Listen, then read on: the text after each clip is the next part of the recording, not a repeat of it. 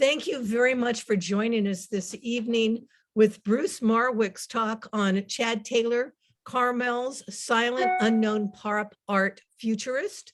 This is the first of a series of community programs for us. There are going to be many more coming up later. If you would like to know more about how you can tune into those, just let me know. I'll put my name in the chat. And these will be posted on YouTube so that you can let your friends know as well. And now I'd like to introduce Bruce and a little bit about the talk tonight. Chad Taylor, 1931 to 2008, was a graphic artist, educator, and painter.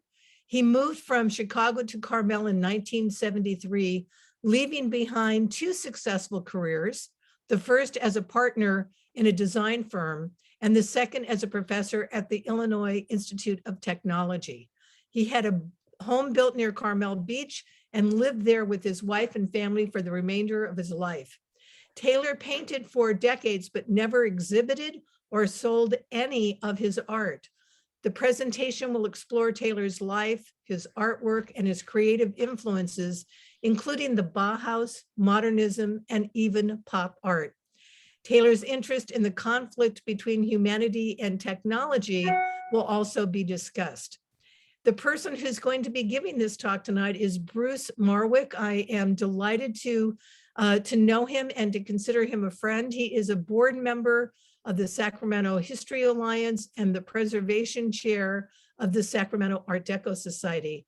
He's written many articles about early 20th century California artists and architects, including Alfred Eichler, designer of the Tower Bridge, and Carlo Taliabue, a noted Gladding McBean sculptor. And now I'm going to turn this over to Bruce Marwick.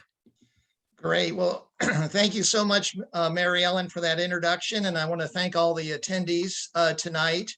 I'm very excited about giving this presentation, and mainly because Chad Taylor was a mentor of mine and also a good friend. And this has been a kind of a wonderful adventure during pandemic situations. I was just sharing earlier that normally I like to do projects that require research, and that means diving into museums and archives. But in this particular case, the family's done a terrific job of holding on to Chad's papers, as well as much of his artwork. So with kind of a single go-to resource, I was able to put together this presentation tonight. I also want to thank the Renaissance Society again for graciously hosting this event. It's wonderful to do these co-sponsored events with the Art Deco Society. So thank you again, Mary Ellen, and thank you, Renaissance Society. So with no further ado, I will mention that the presentation is kind of broken into two parts. The first half is really looking at his very robust career in Chicago, and there was two parts of that career. He was an educator, but he was also a commercial designer.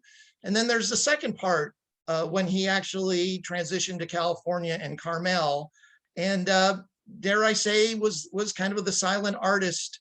He never exhibited, he never showed his artwork. But I will also try to make the connection between his life in Chicago and how his life kind of developed once he was in Carmel. So I always like to start with some factual details, a look at Chad Taylor's early years. He was born in Nebraska in 1931. He went to the University of Nebraska, got an art degree. He served 2 years in the United States Army Counterintelligence Corps, and I think this is kind of a nice introduction to Chad's kind of intellect. He was a very bright, very curious, loved history. And I think the Army tapped him and saw a talent when he enlisted. When he came out, he went to California and attended Art Center College of Design in Los Angeles, which is a commercial design school. He then returned to Chicago and began working as a designer with Latham, Tyler, and Jensen. And that's a notable name because for those, particularly the Deco Society, who are interested in 20th century designers, Latham, Tyler, and Jensen was a reformed group of partners out of the Raymond Loewy design office in Chicago. And as some of you might know, Raymond Loewy was very much a noted streamlined modern designer of the 20s and the 30s. In the late 50s, Chad actually joined partnership with Richard Vogel, and they had a very fast, successful start in the early 60s as a design office. In addition to this, this information, I'd also like to mention that Chad, as my mentor, encouraged me to attend Art Center, and after I got a BA, I actually attended Art Center in roughly 1982 and 1983. So here's a picture of Chad, mid-60s, in his home in Evanston, Illinois. And Chad was a delightful person. So he is presenting quite, dare I say, kind of the stoic artist, but he was a very approachable gentleman. And I also like looking at this photo. If you like mid-century modern, I love the tulip coffee table. I love the wire chairs, very indicative of the time period. So I just talked a little about his professional career. The other great influence in Chad's life, and something that he did for 12 years, he was a professor at the Institute of Design at the Illinois Institute of Technology. And I don't know if you're familiar with IIT, but it had a very lustrous history, really being formed by Bauhaus refugees from the 1930s. And in particular, they had two Bauhaus people that ended up. One was Laszlo Moholy-Nagy, who was a painter and photographer. He actually came to start the Institute of Design, originally as the new Bauhaus. And then another name I'm sure you'll know, which is Mies van der Rohe. Mies van der Rohe became the Dean of Architecture at the Illinois Institute of Technology. Chad was appointed a lecturer in 61, professor in 63. He was also, Chad was terrific at reaching out and getting proposals and working hard to bring as many professors in institutions, bringing projects, bringing research projects to the university. And he got a very noted project in the 60s to design new curriculum. And in today's dollars, it was worth $8.5 million. This is one I only recently discovered and have found some interesting pieces I'm going to show you. Chad actually supervised the Institute of Design's display at Expo 67 in Montreal. Additionally, he also received personally a $50,000 Standard Oil grant to rethink design education. And finally, in the late 60s, he was appointed head of the master's program in visual design at the Institute. Before I get into the real meat, I also had an opportunity, in addition to all his papers, there was actually 2,000 slides I went through of Chad's. Many really come from his corporate time, from his teaching time. He obviously put together lavish carousel presentations. And I grabbed a few of the slides that kind of showed Chad had a very dry sense of humor. And I'm going to share a slide. I have no idea what presentation it came out of, but it gives you a sense of his satire.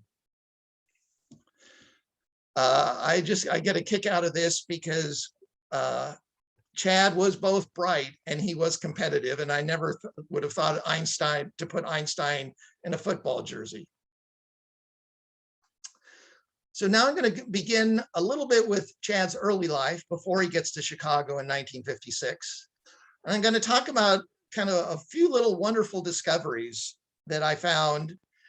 And the first is, does anyone familiar with the name Silver Streak? Silver Streak was a comic book hero, late 30s. And what I come to appreciate is that the Chad was not only influenced by, I think, comic book art of his youth, but I really almost see him in when he did his pop art and his futurist art. He was really, you know, I think highly influenced by the genre, which is kind of an irony because Chad passed away sadly in 2008.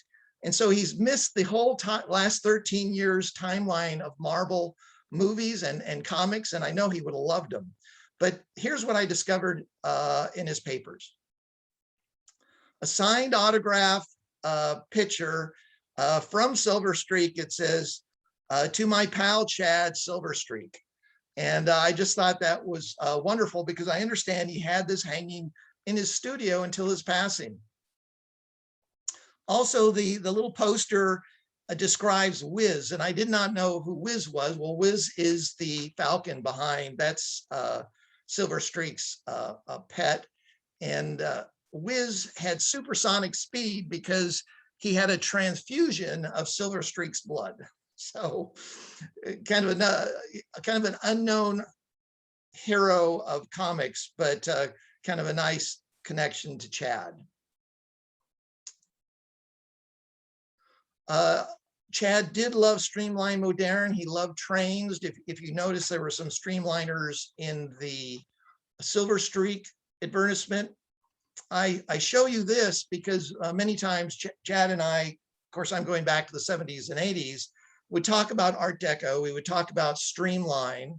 And Chad, having grown up in Omaha, was very, very familiar with Streamliners, and in particular, the Streamliners associated with the Union Pacific Railroad, which was its home was Omaha, Nebraska.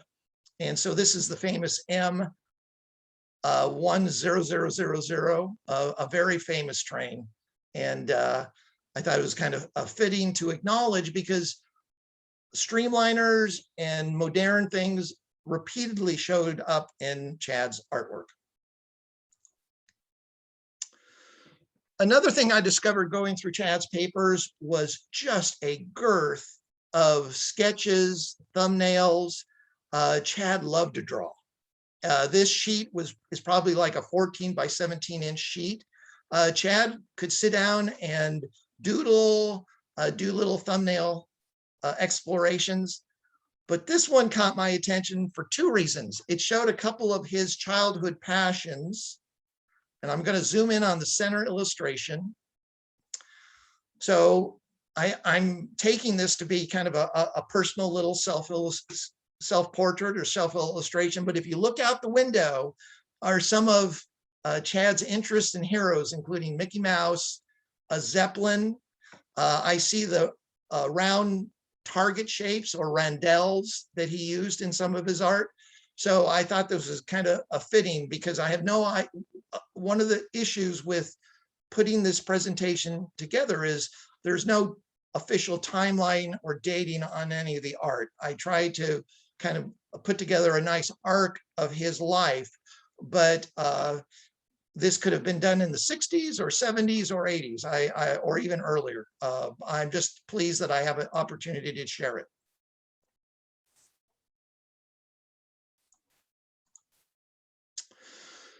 So now I'm going to talk about the Institute of Design. It didn't become that until 1949 when the new Bauhaus, and it went through a couple of name changes in the 30s and 40s.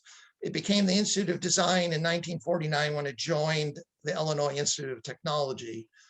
The new Bauhaus was the creation of Laszlo Mahalanágy. And as I mentioned, he was a Bauhaus refugee who came to America in the 30s. And for anyone who's not, I'll do a little recap of the Bauhaus. The Bauhaus was a design and architecture school in Germany. It was started in 1919 by Walter Gropius. It was very avant-garde, but it had an interesting concept of mixing fine artists with commercial artists with architect to cross-pollinate. And it was just a wonderful institution. And sadly, because it was avant-garde, the Nazis almost immediately shut it down when they came to power in 1933. Nagy migrated first to England, then he came to America in 1937, and there were actually industrialists that encouraged him, because he was also an industrial designer, to come to Chicago and start this new Bauhaus.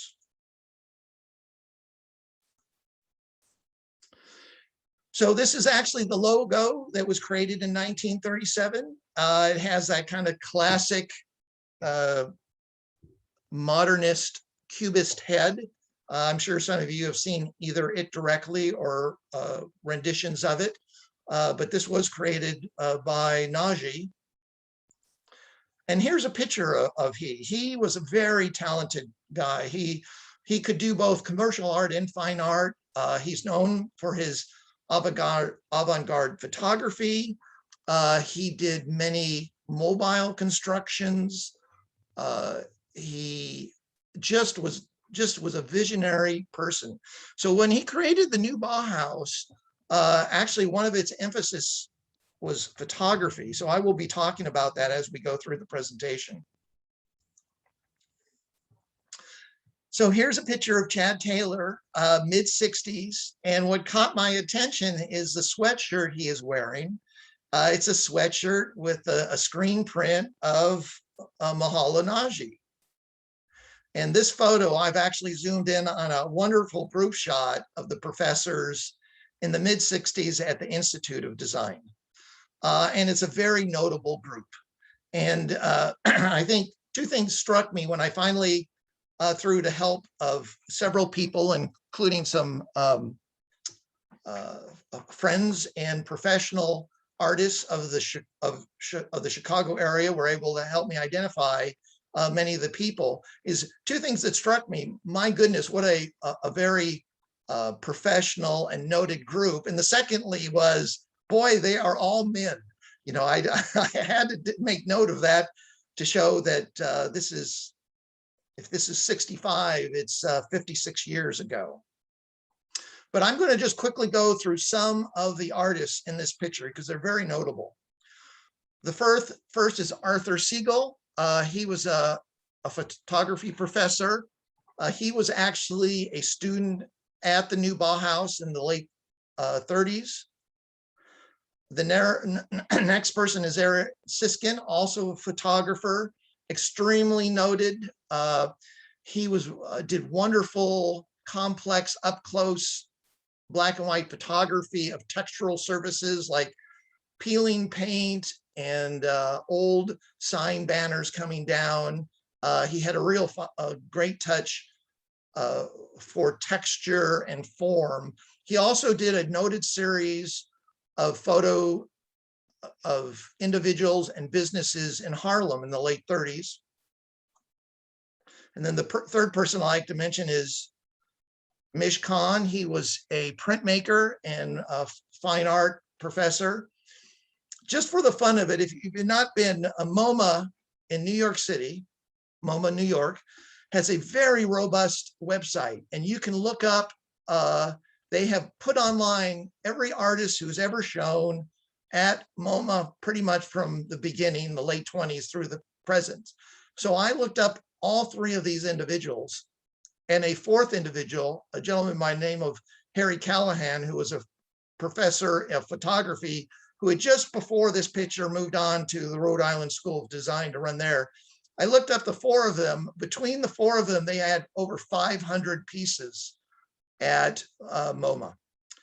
Very impressive. So I'm going to show you just a couple of their pieces. This is another one of the notable, Mies van der Rohe, who was the architect of the main building and the campus at the Illinois Institute of Technology. This picture was by Siegel. Here's a picture of a tenement in New York City. This is by Aaron Siskin. Mish Khan did wonderful social activism artwork. This is his piece from the late 30s. And then the whole group is so notable that I wish I couldn't cover all of them, but I want to mention two more. One is Jay Doblin. He also came out of the Raymond Loewy office. At this point, he was the director of the Institute of Design. And finally, in the back row, Charles Chuck Owen, who was a very good friend of Chad, and Owens was interesting in that he had actually early background in computer science and is credited with bringing early science or computer science design strategies to the Institute of Design in the 60s. So this is the main building. These are the steps that I just showed you the group. And it was designed and has been shown a lot. It's very much in the top 100 buildings, modernist buildings in America. And as I mentioned, it was designed by Mies van der Rohe. Now, Chad, at this point in the 60s, both the architecture school and the design school or institute were both in the building. I understand, and I apologize if I get this wrong, that upstairs was by and large architecture and downstairs was design. But Chad loved this building. He loved the interaction with many of the professors and students I just shared. And because he was a talented designer, he did many promotional pieces for the school. So here are two of the pieces he did. On the left is the 1966 catalog, where he got low on the floor and took a picture looking the other direction out through the glass in Crown Hall. And then the actual nickname for the Institute of the Design was ID. And I really appreciate that this is a 4-panel brochure, but I really appreciate Chad took a very kind of minimalist approach, a modernist approach to his graphic design treatments. In addition to loving the building, Chad truly loved and gave his all for his students at the Institute of Design. And going through his papers, I found this wonderful quote I wanted to share with you from Chad from the 1970s. It is safe to say that we, the Institute of Design, were truly leaders in the search for significance. I insisted that our students work in subject matter areas which contributed to their own basic human knowledge and were not involved in the fluff of the mass society. Chad was a very thoughtful human being, and I know he worked hard to really, not just do pretty design, but do design that made sense. And he also worked hard to broaden his students' knowledge base. The next section is I'm going to look more deeply at Chad's accomplishments in Chicago before he got to Carmel. So while in Chicago, between 1956 and 1973, Chad really excelled as a designer, an educator, and a photographer. So here, he won many, many awards. He was noted in many of the professional magazines. In the center are 3 certificates of accomplishment, generally for specific art pieces, from AIGA, which is the most noted of the professional graphic design organizations, the American Institute of Graphic Artists. To the left and right are 2 of the magazines that he was noted in. One is Graphis on the left, and Industrial Design magazine from 1963 on the right. Here actually, it was actually a 3-page spread, but it was talking about the firm that he and Robert Vogel formed in 1959. At this point, they had an office. Chad was also teaching. I don't know how he did all of these things, but one of the clients they had was Tootsie Toys, and the photo on the lower right actually shows that they designed the shipping boxes to look like children's blocks, which I thought was quite clever. An additional note, just like the strength of his fellow professors at IIT, Robert Vogel was also to become a very noted graphic design firm owner. Chad elected in 1964 to become a full-time professor, but Robert Vogel continued to grow his business, and by the late 70s, his firm, RVI, Robert Vogel Inc., had grown to 200 employees. Now I'm going to go through just a couple of kind of the special projects. Because Chad was so creative, people like to tap him for unusual projects. And a very prestigious project for any graphic designer prior to the web would be an opportunity to do a paper company promotional piece, a piece that could be sent to every graphic designer in America, promoting how, in this case, champion papers could be used by graphic designers in brochures, annual reports. This particular Imagination 5, done in 1963, Chad thought it would be interesting to invent a fictitious automobile company, the Modular Automobile Company, and then show all the applications of how you build an identity system for a car company. The champion piece ran 32 pages, but it had lots of foldouts. It had lots of photos. To my knowledge, Chad even developed what the modular cars looked like, built the models. This is another spread that actually shows you how the modular cars could be assembled, deassembled, and reassembled in new configurations.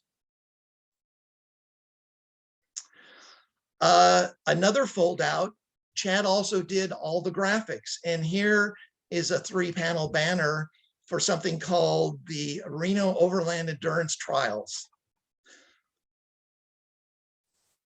And finally, this was a multiple panel fold out at the back of the piece. And it basically shows how the Modular Automobile Corporation applied and where they would apply their logo on everything from buildings to ships to cargo containers. And speaking with some knowledgeable parties in Chicago, I understand that for young designers in the 60s, this was such a valuable piece, including this fold out, that Champion wasn't able to keep them in stock. They just basically disappeared. And I know in the case of, I actually had to go to another resource to get this particular fold out because it wasn't in the sample I found in Chad's papers. Another wonderful discovery is that I had seen in Chad's resume that he had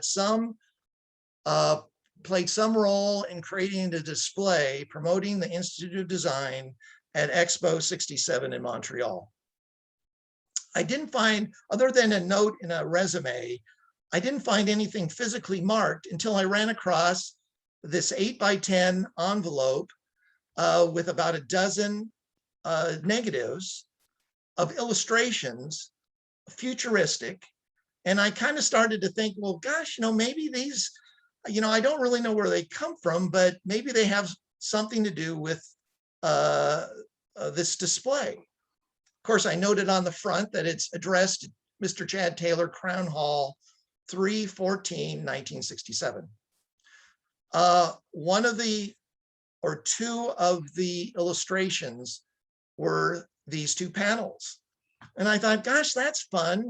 These kind of Buckminster Fuller, round buildings and, fanciful means of transportation.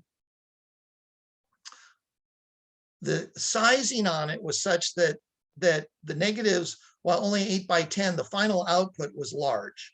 And the final output was 8x10.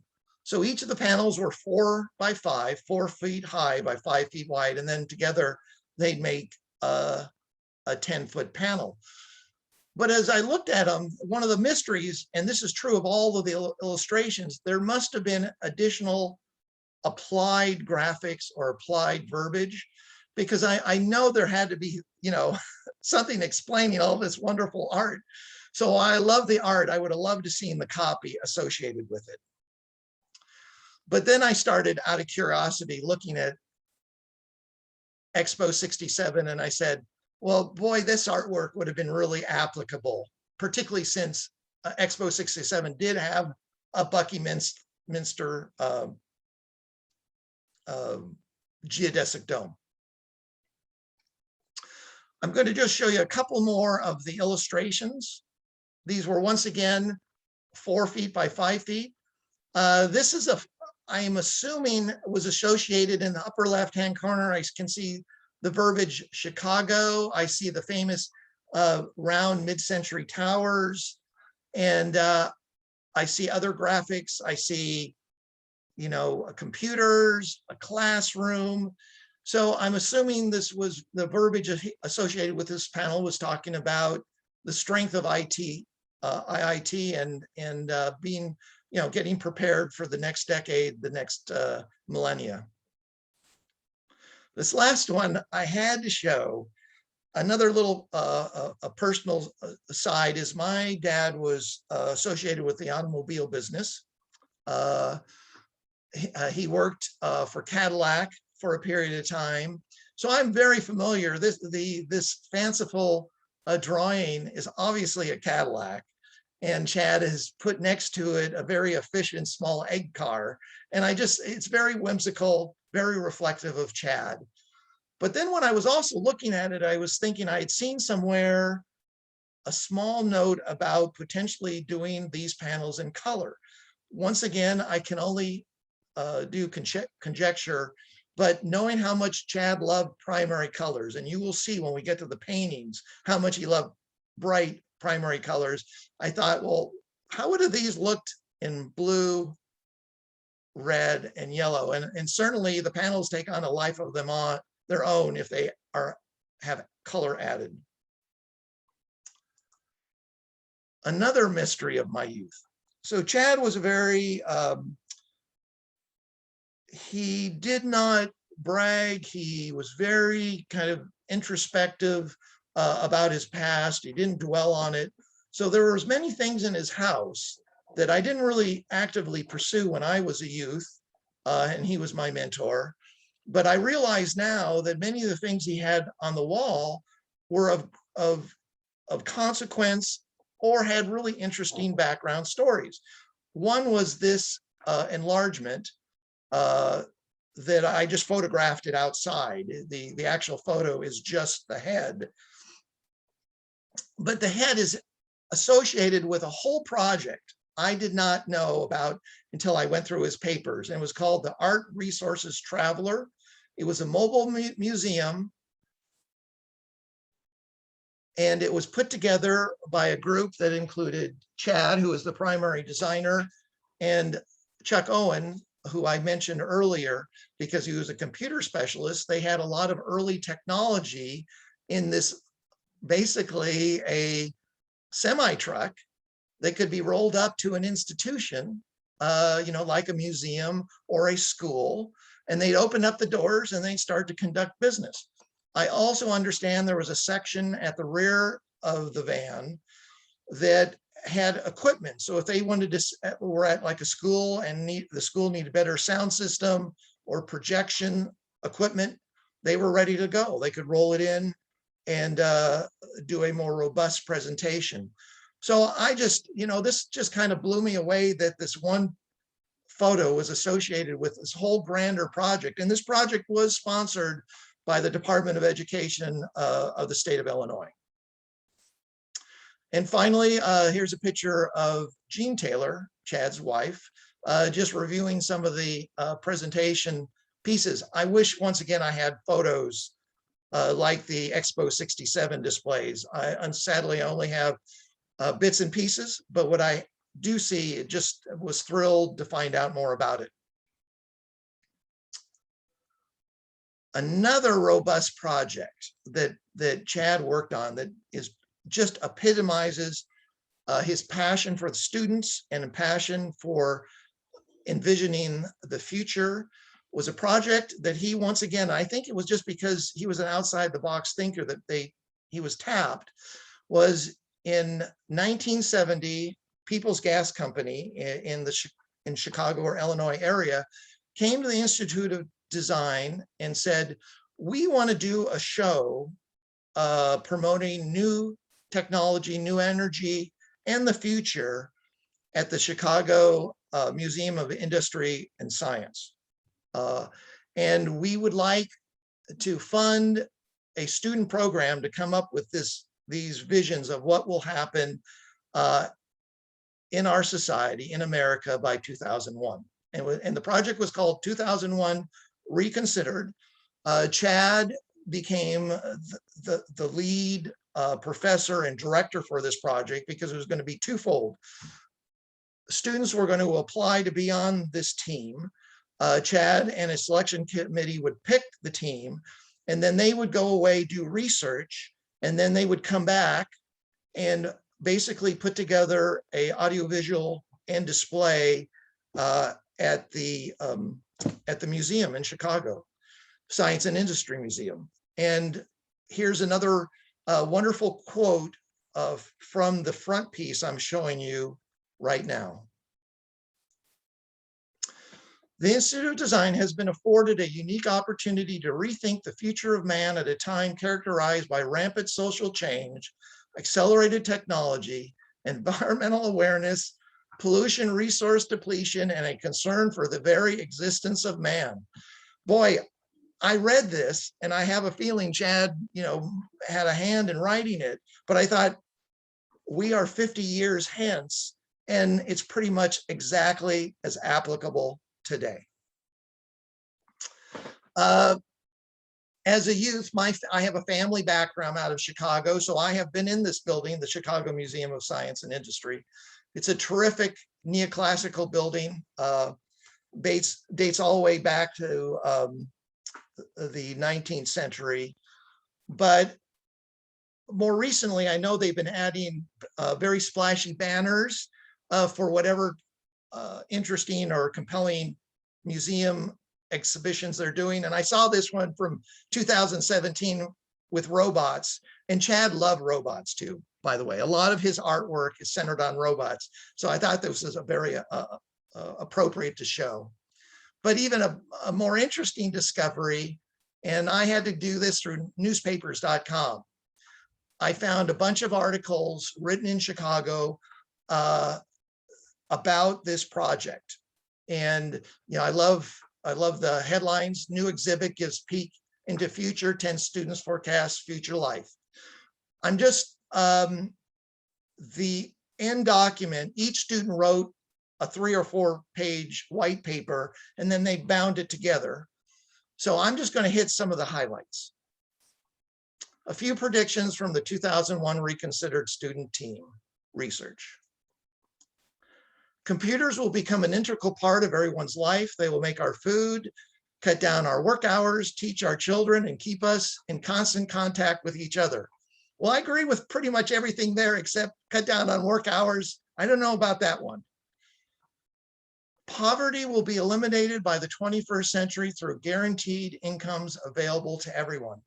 Well, this jumped out at me because this was not even a concept until the last 2 years, but the pandemic has actually brought this one to the fore, even if it's an intellectual thought. The waterways will be cleaned and made suitable for growth of food. The air will be left free from smoke and haze. Well, being in California, the smoke and haze one really grabbed me because sadly, this is something I don't even think the students would have considered, terrible fire due to climate change across the nation. And finally, or actually 2 more, society will be able to predict the weather. Well, we've got better at that. And finally, people will wear spray-on clothes which are recycled each day. I thought out of all of them, that was probably the most interesting and the most sci-fi. My final section here will be for photography. And Chad liked to do selfies or portraits. And this one, I know the artwork piece on the left, so it kind of intrigued me. And I just thought it was a nice introduction to Chad's period as a photographer, at least in Chicago. Here's just a wonderful period photo of Gene Taylor. Looking at it stylistically, it may have been shot the same day or the same week as the black and white photo I showed of Chad at the beginning of the presentation. When I look at this photo and the previous one that I showed earlier, it makes me think of Charles and Ray Ames. Jean was a very creative person. She was not an artist or designer, but she was very, very supportive of Chad, had a good eye. And I know they collaborated on projects. I know in particular, Jean loved children and loved education. So I'm sure they spent a lot of time discussing his various kind of cutting edge education projects. I'm going to just show 7 or 8 of Chad's photos with people like Arthur Siegel and Harry Callahan.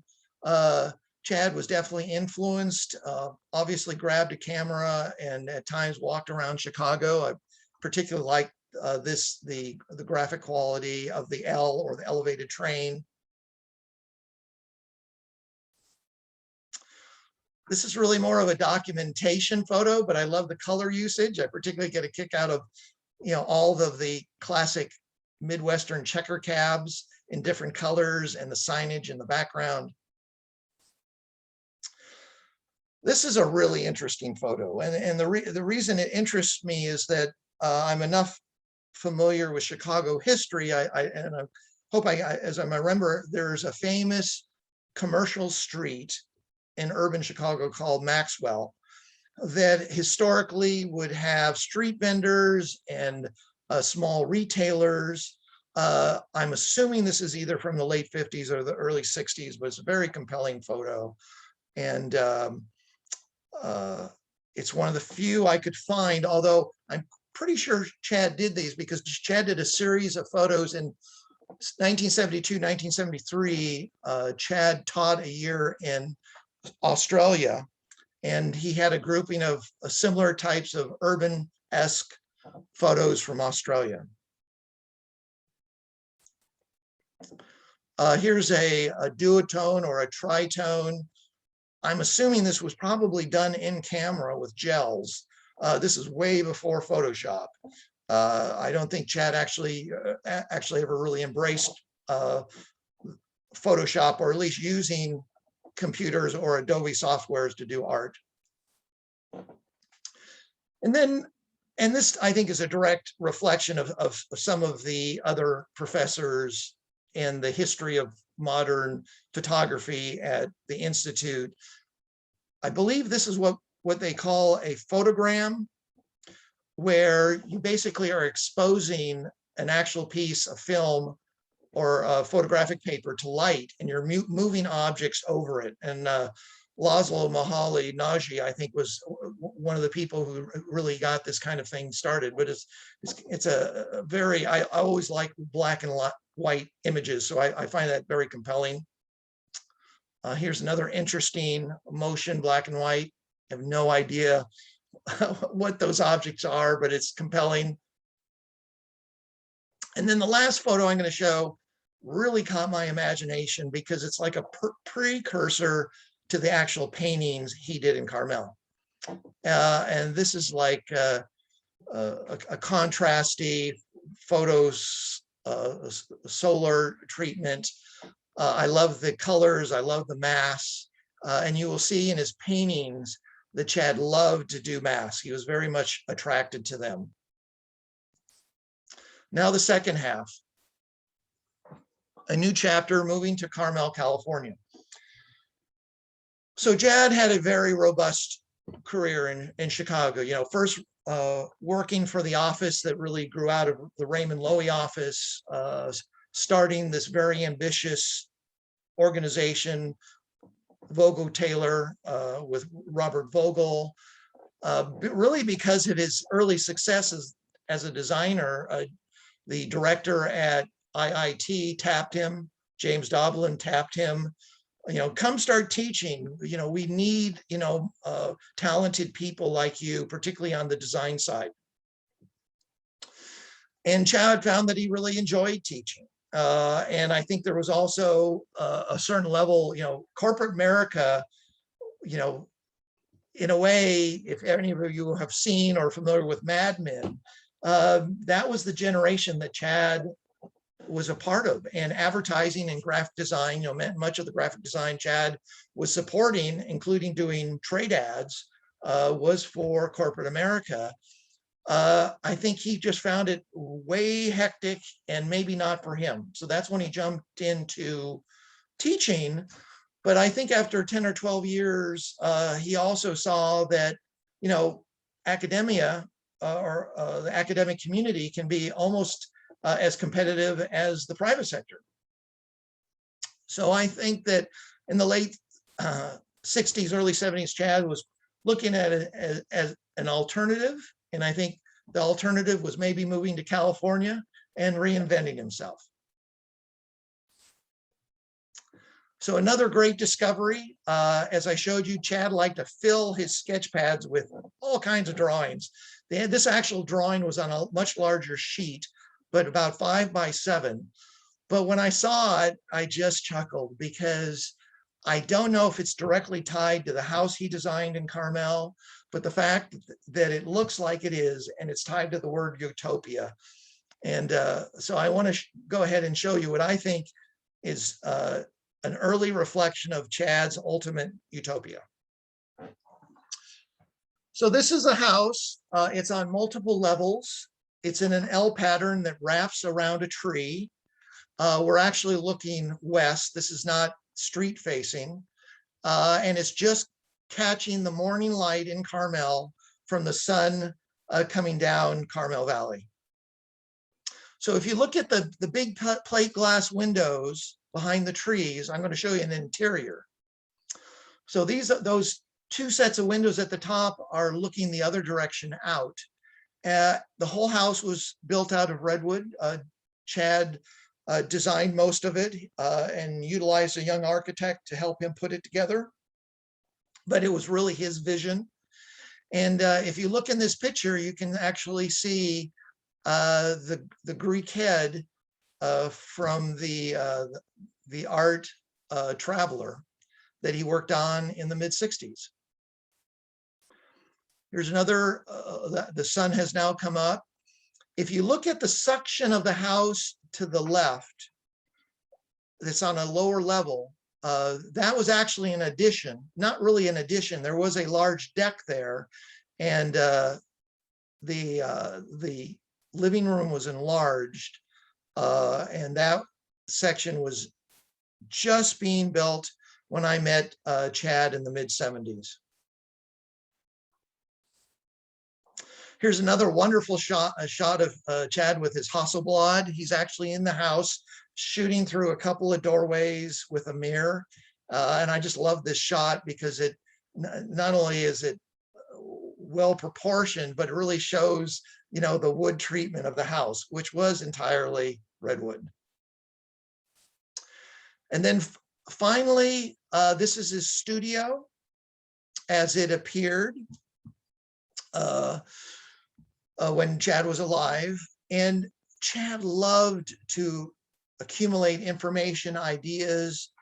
He always had boards up with pictures and sketches and ads, anything he felt compelling that he could put one day into one of his art pieces.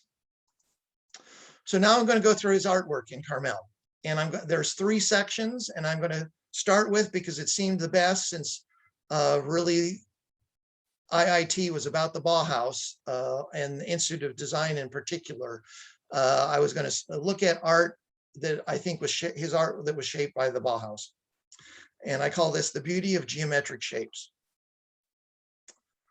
So for a little context, so when Chad ended up in Carmel in the mid-70s, you know, art movements were once again moving, traveling. The minimalism of mid-century modern was, there was getting to be pushback. There were a couple of different movements going on. I've just thrown in a couple of terrific, wonderful recent books: Postmodernism, 1970 to 1990, and Mod to Memphis. Memphis is not for Memphis, Tennessee. It was actually for an art movement out of Italy called the Memphis School. And I think both of these, postmodern and Memphis, had a strong influence on Chad. Chad in his papers literally has hundreds of drawings. Some are in sketchbooks, some are small. I think, you know, some of us, our doodling doesn't take on much form. His doodling always took on form. He always had multiple ideas and projects working at once. So there is certainly a kind of almost a beautiful mind aspect to his drawings. Here are some other early studies of Chad, really before he gets into his more, and I'll just call it his graphic novel kind of treatment. He was fascinated by not targets, but rondelles. Rondelles were the round shapes used in military vehicles and aircraft. You see them in some of the Italian futurist paintings of the 1930s. And he utilized them early in the mid 70s, and then he started to drift away from them. I also love this just pencil of a Zeppelin about to get knocked out of the sky. Here's an example from the 70s of Chad's pop art. And he's taken a streamlined chair and had added a heart to it, or it could be some other anatomical, but this caught my attention because Chad back in the day always had one of these chairs. And if you know Mies van der Rohe chairs, this is Mies van der Rohe's famous MR20 chair. So I could certainly see the similarities and the influence. Here's a sketchbook. I found at least a half dozen sketchbooks, each with 100 pages, each page full, back, both front and back. I was always delighted because I reviewed all of his paintings. And then when I went back to the sketchbooks, I could see where he got his ideas from. And here's the sketch, and here's the painting in color. And the other beauty of the sketchbook is I got a title. Martian as a Kachina. Here's another geometric. And for some reason, every time I see this painting, it makes me think of the Golden Gate Bridge. That's one I did not find a title for. Chad was also many of his paintings took on abstract human forms. And this one I thought was very striking because it's just out of shapes. And it's also kind of classic Bauhaus beat in red and black. And I just personally am very attracted to this. I will also mention these paintings are on the rather large size, 24 by 36 inches high. Some cases, 30 inches by 48 inches high. Most of them are quite large. Here's kind of a color study. Chad, being such a knowledgeable person of the Bauhaus, he did lots of reading. He also was very aware of the other Bauhaus artists of the 30s and 20s, many of which also came to America. And this almost is like an ode to Joseph Albers. He's the one that his drawings and paintings were very popular in the 60s and 70s of color squares against color squares against color squares in a series. So I kind of jokingly say this is his ode to Joseph Albers. And then he did lots of, I call this kind of a deconstructionist of Bauhaus shapes. Chad did a lot of his pieces in very primary colors, introducing the three primaries that were used often in Bauhaus pieces. And of course, if you're not familiar, the primaries are red, yellow, and blue. And then this is one of my favorites. And I wish Chad had done more of these portraits of architects and designers interpreting the personality in the shapes and forms of their artwork. And so this is Chad's interpretation of Le Corbusier, the famous French modernist architect. And once again, you can see the Bauhaus primaries integrated in their red, yellow, and blue.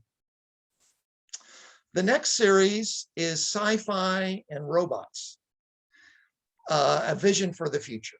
And for me, this is the one that probably appeals me the most because I'm a big sci-fi fan. And back in the 80s, Chad and I very much like to talk about movies and Hollywood. And of course, Star Wars had not been out that long. Blade Runner, Ridley Scott's classic, came out in roughly 83. So Chad and I had many conversations about sci-fi. I'm going to show, before we get into the art, we're going to show another piece I found in his slides that's kind of reflective of Chad's humor. I have no idea how he used this in his slide presentations, but I think Chad was interested in sci-fi because he was worried about the planet. He was worried about the usage of resources back in the 70s. I mean, Chad didn't qualify himself as a environmentalist, but I think he was of heart. So I just got a chuckle out of this. And of course, once again, he didn't have Photoshop to do this. So I'm assuming that they did a lot of that this was probably done in camera, which is a lot of work. It's a lot. Basically, you do an exposure, you block off a part of the film, you do another exposure. You can mess it up very easily. I know for a fact this is one of the first paintings, large paintings Chad did in 73, 74. It shows another favorite subject tied to sci-fi is mass, in particular gas mass or astronaut mass or astronaut helmets. And I have no idea what happened to this painting. This one is sadly no longer with us. Knowing that Chad was a big Mickey Mouse fan, I just chuckled greatly when I saw these drawings. I thought, well, that's just adorable. And of course, this is back in the 70s before the rise again of Disney. Sadly, Disney was kind of on the ropes in the 70s, but Chad still loved Mickey Mouse. Chad also did some construction pieces. This piece is not weathering well because it's all in paper and cardboard. But once again, it's the primaries. And one of the things that I discussed with the Taylor family was, this fascination and, with mass and kind of the irony of here we are with a pandemic that require mass. And then we have fires that require mass. And so it's just kind of an irony and a telling reality that the concerns that Chad and his students had 50 years ago have evolved to even more concerns around our ability to breathe. This is just a pen and ink sketch. Chad just sat down and started drawing. This is not a formal piece of, I consider a formal piece of artwork, which he planned out. This is a larger sketch in pencil. This is probably 14 by 17. And once again, I was so delighted that Chad had actually named the title. Down there in small in pencil, it says Starman. And mind you, for me looking back, this is all before Marvel and all the science fiction we've had the last 50 years. From that earlier figure drawing, you can see how Chad is evolving robotically with his figures. And then this is a attractive piece, and I love the title, Mahali's Gifts. Once again, found it in a sketchbook. And then this next one I'm going to share with you really is pop culture. There are 3 pop culture icons in it, and I will let you consider them and then I'll give them. I love the colors of this piece, the contrast of the pink to the mauve. So the 3 kind of icons I see from the 70s is the helmet. You can't get away. It's Darth Vader. It looks like there are lightsabers adjacent to our character. And then right there in the center of the rondel is a Pac-Man.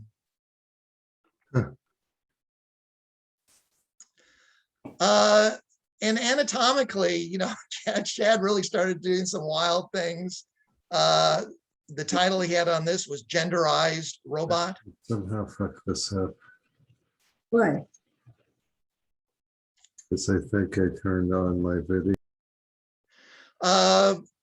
More space activity. And as I shared, is I love that I could go back and look at all of these sketches. In many ways, I think Chad's quick sketches almost have a vitality as strong as his paintings.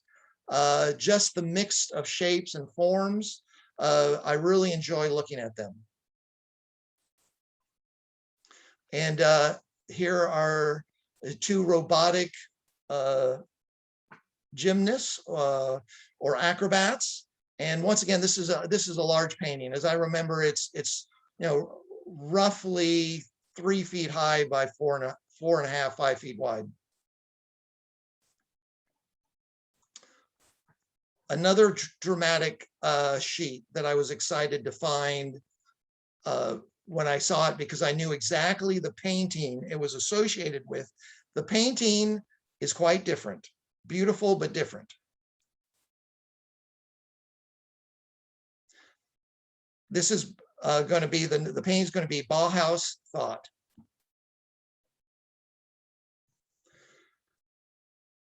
So there's certainly an Escher quality, if you're familiar with that popular artist of the 60s and 70s. Then the other topic Chad was very interested in was the human condition. And as I was thinking about this is, you know, because I do not have the opportunities to ask you, well, you know, how do you see the evolution of these groupings? And I just started looking, I started grouping them into different groups.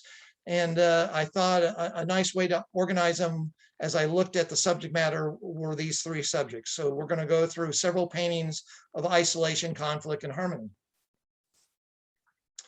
This is a drawing from the 60s. I particularly like, it's like a, you know, a glass tower with the individual alone in the chair.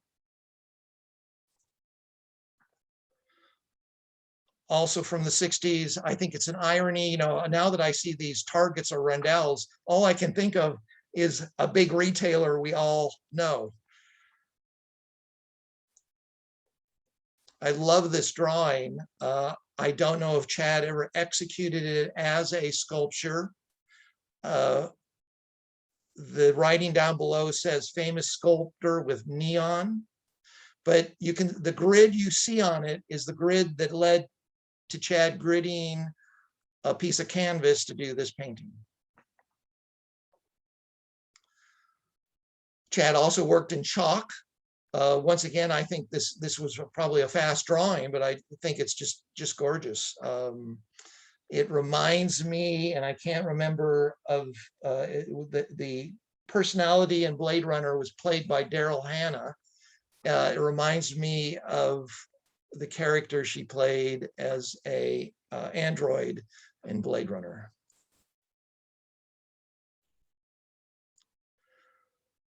Chad was very interested in the human face, kind of a deco reinterpretation of Carmen Miranda. Once again, you can see geometric shapes instead of fruit in her hat.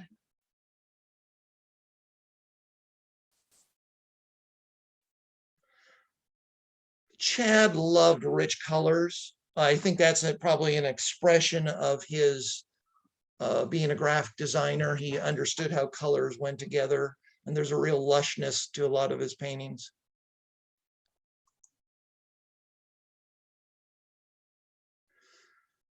Also used a lot of contrasting sharp edges with soft edges. And finally, this very, very graphic triangular head individual. Now some paintings associated with conflict. This is just a little pen and ink, no larger than maybe 4 inches wide by 3.5 inches tall, but I'm always amazed. I don't think he planned it out. He just started drawing and it took form. This is charcoal on paper, pretty good size, probably 14 inches by 17 inches high. Now some paintings. I don't know if we have any Marvel Cinematic Universe aficionados in the audience, but this reminds me, I don't know, of Black Panther and some of the other characters in the Marvel Universe. Chad was very interested, I think, or sober to the fact of gun violence in America. Although a lot of these look like they're lasers, you could interpret, I mean, in some cases, he actually did put gunfire in his paintings. He also liked the dynamic of triptychs, diptychs, which this is 2 panels. When I first saw this, I thought, well, are those lasers, hitting the individual? And then once again, I found the title in Sketches. The title is Radiation Shower. This next painting is probably reflective of Chad's feeling about the corporate world. I wouldn't say Shark Tank. I probably would say Barracuda Tank.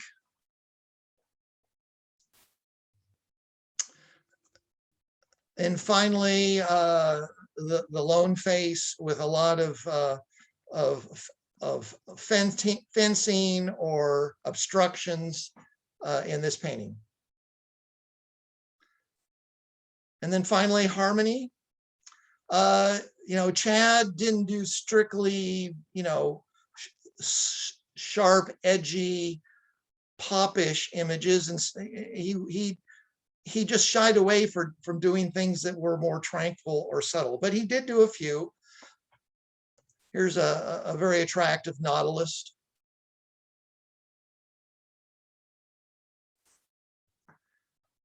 Abstract expressionist painting. I particularly, once again, like the colors, how he uses the bright colored lines through it. Some terrific graphic shapes. In many ways, I'm sorry that Chad didn't embrace some of the newer programs like Adobe Illustrator, where you can create very flat graphic images, because I think while he liked the tactile of putting the brush to paper or to canvas, he loved to create shapes. And I think it would have given him a lot of flexibility in changing colors. And the reason I mention is this next painting is I could have easily seen this, executed in Adobe Illustrator and created a whole series where you could change color and form very quickly. But I respect, Chad's decision.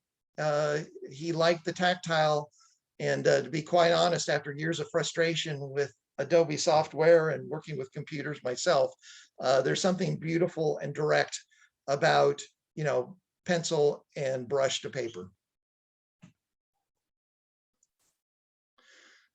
Here's one piece of a larger piece. And, once again, the graphic quality is beautiful.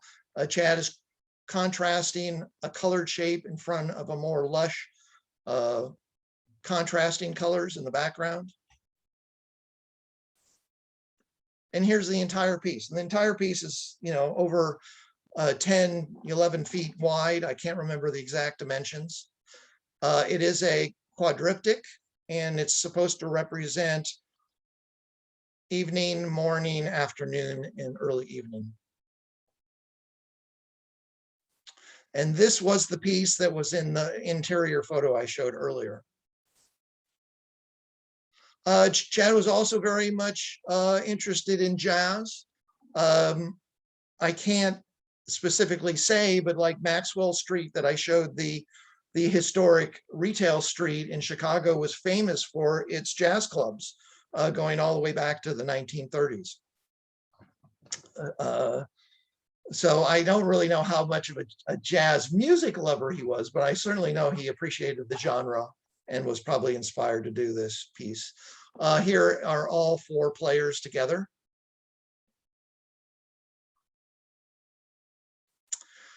And then finally, one more sketch, one of my favorite pieces of Chad's. It was definitely done early in Carmel. It is called The Dancing Girls. It's a good sized piece, but once again, through the graciousness of the Taylor family, allowing me to go through his papers, I found several renditions, and this is a drawing, let's say 8x10 in pen and ink, and it's only a study. It was not intended as final art, but you can see how tightly Chad worked. Well, it's fun seeing the conceptual drawing because I'm going to show you the final piece. And at that time, Chad was still using roundels, which I think are just beautiful. I think they work wonderful with the fluidity of the physical, the Dancing Girls. It's in the family kind of known as a title. And it's just wonderful because also in the papers, I was able to find this wonderful photo of Gene and Chad Taylor in front of the painting.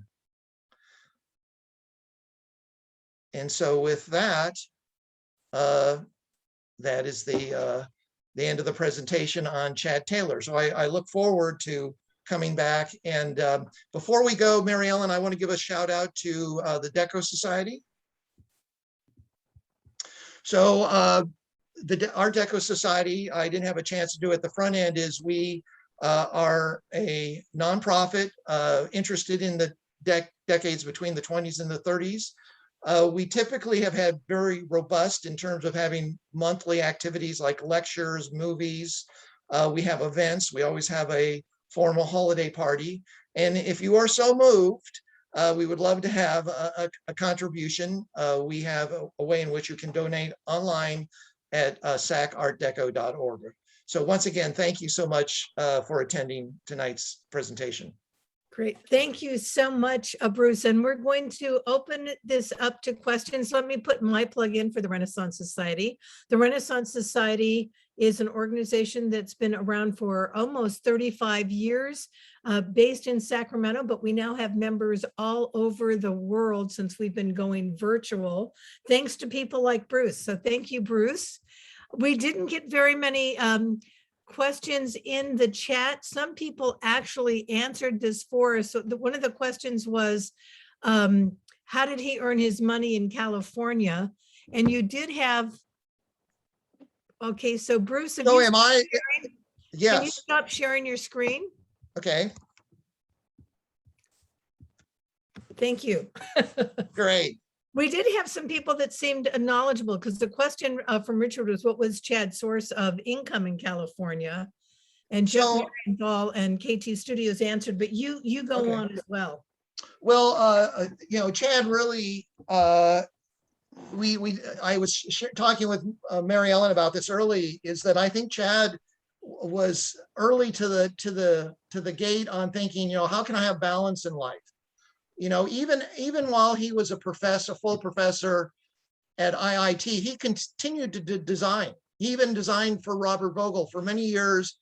There's quite a robust, large fire apparatus and fire extinguisher company out of Wisconsin called Ansel. And Chad continued doing annual reports for Ansel right up through the early 70s. So he still did some independent work, but I think he realized, if I'm ever going to, be serious about my other craft, I have to spend time doing it. And then the other is, he did have some opportunities when people realized he was a resource. So I know two entities he did work with through the 70s. Was the Monterey Institute of International Studies, which is a terrific school. Over the last decade, it's actually been absorbed by the Middlebury Institute, another terrific language school. So I know he worked that, and he also, of all things, Monterey Peninsula had a division of McGraw-Hill. Specifically, it was there for what was called the California Testing Bureau, and they had lots of promotional materials and study guides. So he did work on that, but his primary interest was doing painting. And he and his wife Jean were both Depression era kids. So I mean, I think they bought in Carmel. They bought an open lot in Carmel in the early 70s. Chad knew about Carmel because he had done his basic training at Fort Ord. So yeah, I think, you know, they found a lot of entertainment in just walking around, being on the beach, painting. And I'm going to ask a couple of questions, but if anybody would like to raise their hand, and I'm trying to remember, I haven't done this for a while. If you can remember how to raise your hand or just come in. But I did want to say, I want to ask again, because I thought I heard you say that he never did an exhibit and or sold his paintings. That is correct. Carmel. That is correct. Did he intend to and just didn't find a market, or was he really painting for himself? He was really painting for himself. And I think for Chad too,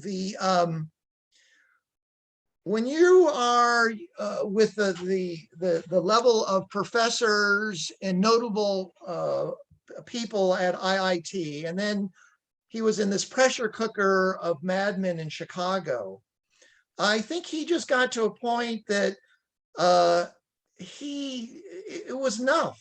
I think it's hard for us in our competitive society to kind of look at that, but I think he really did believe in it.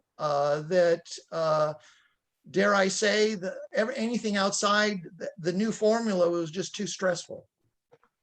So can I ask you a context question? Sure. What was happening in Carmel at the time that he moved there?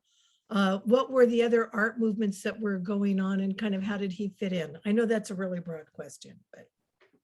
Well, to me, the irony of Chad with his art style is, you know, he should have been in Venice Beach, where he could have commingled with other animators. I've showed his artwork to my daughter, who's 20 and a big fan of MCU, the Marvel Cinematic Universe. And she said, gosh, Dad, you think he would have gone and tried to work at Marvel Comics books or Pixar? And that's a really good point, because Chad's sensibility was urban, but he chose to go and live in this very docile place. It's just, I would say, one of the idiosyncrasies. Now, I will say that I had no idea what a knowledgeable professor and educator I had. You know, he really wanted me to find my own course and my own path in commercial art. He did encourage me to go to Art Center. But he was just a delightful person to speak with, because he was so well read. He could talk history, he could talk art, he could talk politics. And if I have only one thing that I think it would have been beneficial for him, but he didn't have the opportunity because there wasn't the institution, was to continue teaching. And, you know, even maybe if, you know, there was the local junior college, but, you know, even Monterey Peninsula State College or the Cal State University Monterey or Monterey Bay wasn't there yet. So, you know, he made a dramatic life decision and he stuck to it. So, you know, one of the reasons that we like opening up the questions is that we're building community here. That's why these are community presentations. There are two people that are very knowledgeable, Jeff Marienthal and KTT Studio. And I'm wondering if they're willing to out themselves. If there's anything they'd like to add, they have been answering questions in the chat. And if so, just unmute yourself. It's up to you. You don't have to. And I will give a shout out to Jeff. Jeff, I was led to him that he was actually a student of Chad's. He had a robust career in graphics, became a professor himself at Columbia College in Chicago, which I'm also knowledgeable about. And he was very helpful in pointing out and emphasizing, for example, I had seen the modular automobile corporation piece by Champion Papers. I love the piece, but I didn't, when there's so much to kind of grind through, I'd never really appreciated its significance to young designers at the time and design studios in general. And when I went back and looked at it, I said, I have to take some nice pictures of it because it's a wonderful piece. And I would have missed that if I didn't have the opportunity of speaking with Jeff. Wonderful. And I wanted to make a comment. I really appreciated the Maxwell Street Market. My father grew up there, and the talk that I am giving on October 1st about hobos, that actually has some stories about Hobohemia and Maxwell Street Market. So Oh, great. Vicky has a question, and I thought the same thing because there are pieces like that. I'm involved with the editorial cartoonists across the world, and so many of his illustrated pieces remind me of some of the work that they're doing. I'd like to buy some. Jean asked the same thing. Do you think that the family would ever consider selling any of his artworks? And did they have any kids? Yes, they did. But regarding the paintings, it is our hope, and I can speak for myself and the family, it is our hope that we can launch at some point a gallery show. Right. And then it just becomes a question. And my my family, another piece of personal life, my family was in the antique business and collectibles and art. And then over the last couple of years, I also spent some, and I've also kind of dabbled in the business through the years. And I also spent some time over the last decade at Witherell's here in town. I'm very much aware that the pitfall of how Chad related to his art, when you take it to the public sphere, is that there's no value of record, no auction prices, no private sale. And so, dare I say, galleries are businesses.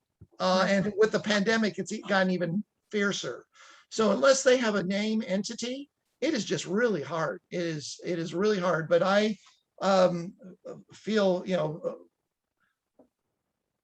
Chad was an influential person in my life, and I'd like to honor him by getting a show, by hook or crook. Is there any sense of Carmel that he existed there, and any interest in the Carmel Historical Society, the art societies there?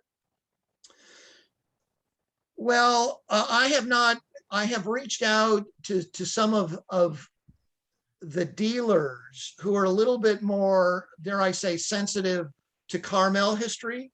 Mm-hmm. I would say that, like many places in America, Carmel is going through a huge transition now, going from a national watering hole to an international watering hole. And there is, even in, we talk about lost history in Sacramento, since I know a lot of Sacramentans who are involved in historic organizations are on this meeting call. But even in Carmel, there are stories that are getting lost. One of which that you and I are familiar with, Mary Ellen, that you were through the Renaissance Society, was this artist Joe Mora, Right. who lived, roughly 1870 to 1945. And his history is starting to be lost. And it's a fabulous, fabulous history. So there is a whole new, as there should be, new generations and new art galleries that are promoting stuff way beyond Carmel, way what they call the Carmel style or Carmel tonalism or landscape. So if there's no more questions, I think that we're going to end up wrapping this up and going to the green room soon. Is there anything that you'd like to add that you didn't say already? Oh, well, just that once again, it was a real eye opener to go back and, just look at how modest Chad was. I knowing him personally and seeing this kind of robust history that, in many ways I was thinking about it is because either through his professional work, his teaching, the people he taught with, the people he engaged in both commercial and fine art, you can always talk the entire 20th century movements of art. And that's kind of fascinating. He really did live a full kind of Renaissance life. So I want to thank you again, Bruce. This is a wonderful talk. I'm looking forward to the next one that you do. I want to thank everyone who came from the Sacramento Art Deco Society, the Sacramento Renaissance Society, the Renaissance Society of Sacramento, and also those of you who came from Eventbrite. If you came to us from Eventbrite, you will get a link automatically. Everybody who attended and everybody who signed up will also get links. We'll also send you another link when this goes on to YouTube. And thank you, Roger. I will remember now that I have to save the chat, which I haven't done already. So let me do that one before we close up. So thank you again. We're going to call it a close now, but if you'd like to stay with us and join in a conversation, we're going to go to the green room and we'll see you all soon. Thank you. Thank you, everyone. I appreciate your attendance.